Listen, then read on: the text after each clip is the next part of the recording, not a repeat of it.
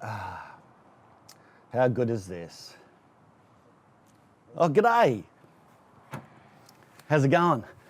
I'm Mark from Self-Sufficient Me, and this is our third episode in our 5-part series on how to grow food in small spaces, such as this, an inner city apartment balcony, right in the heart of the city. And I can tell you what, even though it's a confined space, there's a lot you can grow. Today, I'm going to show you how to plant out some containers so that you can grow all the produce you need appropriate for this type of apartment living. So let's get into it.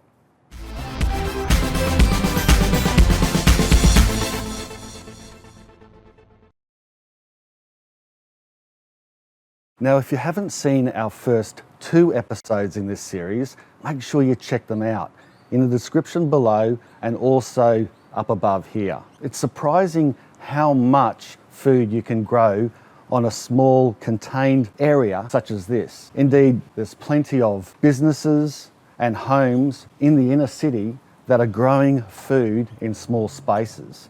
Think about the microgreens. You can grow microgreens on a kitchen bench. You can grow herbs on a windowsill if you don't even have a balcony such as this. So there's plenty of things you can do to supplement the food that you buy from the supermarket.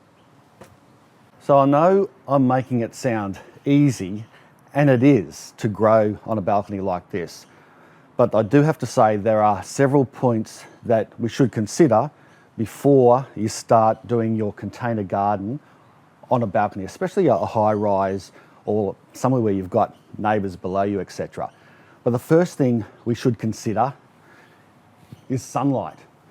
If you don't have any sunlight, you're not going to grow many veggies. Veggies need a lot of sunlight to grow and flourish. They get most of their energy from the sun. So yeah, you have to have sun. I would say at least 6 to 8 hours to get a productive balcony garden going. The second thing, I alluded to that when I first started, was you don't want to annoy your neighbours. So plants need water. And if you're watering containers, you can A, create a slip hazard out on a concrete balcony for yourself and then go over the edge, or B, it runs down, the neighbours get angry with you and it could cause all sorts of problems. So I would recommend using a good catchment area, like a tray underneath your container, so that it can catch at least a litre or so of water. So when you're watering them and say you overwater, you've got that tray there that catches the water. And the second thing with that is a good point, is when that water sits in that tray, will act a little bit like a wicking pot, and it'll suck back up that water and keep that pot moist. Another thing to consider is how much growing space do we have? Because that will determine obviously how much you can grow and where that sun is, again, like I said in the first point. So you've got to think about the size of your area, how much space you have, and then how many containers you can fit into that space or that you want to put into that space. It needn't be an expensive exercise to grow lots of food on a balcony such as this. These pots here, for example, we purchased them brand new. They're about $10 each, and the tray that goes underneath them, another $3 or so, with some seeds, say several packets of these seeds. You know, you're looking at about $50 all up. However, I've been informed that these pots here, second-hand, could be $1 each if you go to the right place. So you can see how you could really save costs. And by the way, in the comments section, if you know of a good trendy or cheap or upcycling way to, you know, make a sized container like this so that you could grow on a balcony, let me know. That'd be interesting to find out what you think. All right, let's get into our first practical example, which is growing a little Asian greens garden. So in this pot here, what I want to do is create a mini Asian garden. If you're growing on a balcony and you haven't got a lot of space, what you want to do is grow food that packs a punch. Because if you're using a cheaper cut of meat, for example, or you're a vegetarian and you want to flavour some rice, the best thing you can do is use these types of Asian greens. Right, before we get into planting, we've got to put a medium in here. We've got to put some potting mix. So I've got two examples of medium here that I want to show you. The first one is this really cheap mix. They're about $2.98 a bag, I think. And the other one is a premium potting mix. So this is the handful of the premium mix I just got out, and this is the budget mix. You'll see the budget mix is quite a bit more rough. It's got larger pieces in it. But the premium mix, you can see how it's more loose and smaller particles. And there's also little bits of fertilizer throughout it. It is actually a better medium for growing plants. The harsher mix can also waterlog and not be as good for growing root crops. Okay, we've got the premium soil in, and I've left a little bit of a gap because we're going to be planting some extra plants in, and that'll take up extra room. And you don't want it overflowing, obviously, like we've talked about before. Now let's start planting. But the first thing I'm going to do is I want to sow some seeds around the outer edge of this pot.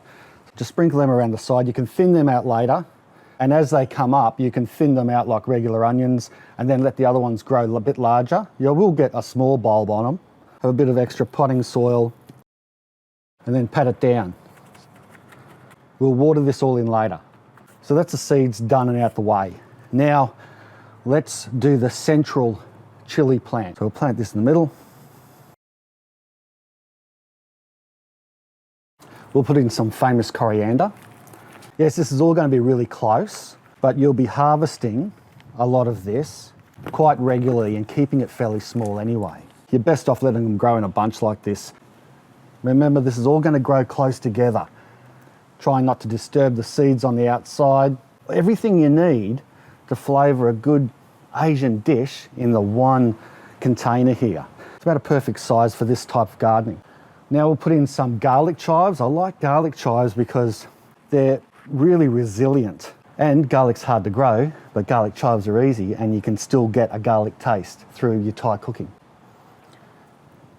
And now some mint. Now I know some of you are going to say, mint, that's invasive. That'll take over the pot. It'll compete, it'll fight with the garlic chives. They'll grow together. Yes, it'll take over the spring onions eventually, but then you'll be eating them. It'll take over the coriander, but you'll eventually resow that maybe in another pot or something. By the time this mint does take over this pot, you can either leave the mint in the pot. I wouldn't recommend planting mint in a garden, you know, when you've got other plants, because it'll take over the garden, and that's why mint is fantastic for a pot like this. Let's go for a Mediterranean look in this one. We've got a tomato plant. It'll only grow to about 60 centimetres high. And although it does grow fairly compact, these types of tomatoes, it really does do well with a bit of a stake. So I've got a small stake here. It's probably about just less than a metre. Put that through without getting through the root ball. Just stick that there. And as that plant grows up, bottom branches will be picked off so that the tomato plant doesn't spread out here and smother the other herbs that we're going to put around, the Mediterranean herbs. So around here we'll do the typical Mediterranean Italian herbs, the curly leaf parsley. If you've got limited space, this is just perfect. One night's Italian, the next night's Thai, and you're getting it from the one container. Of course, you have to have basil with Italian cooking and tomatoes, and plus basil will keep the bugs and everything away from the tomato plant, and they grow well together. Oregano, it's another famous one. Of course, if you wanted to save money, you can do all of these from seed. It's easier just to do it like this, spend a little bit extra, and you've got these plants already on the go. So we'll put this around the edge. And that oregano, it flows over the edge. That'll be nice. And of course, thyme. A little bit of thyme goes a long way. All right, let's get on to the next one, which is just like a salad mix. And what grows really well in pots, a little bit of a kale mix, as well as an Asian type salad mix. Planting kale in pots is because it's very hardy. You can use the leaves just on its own, so you can pick them off just like any sort of salad. Even though it likes cooler weather, it will keep growing even right into summer here, which is a good thing. because a lot of other salad crops will die out, and in the subtropics, these types of mixes will do well on a big hot balcony. You know, just about 3 or 4 inches between each plant.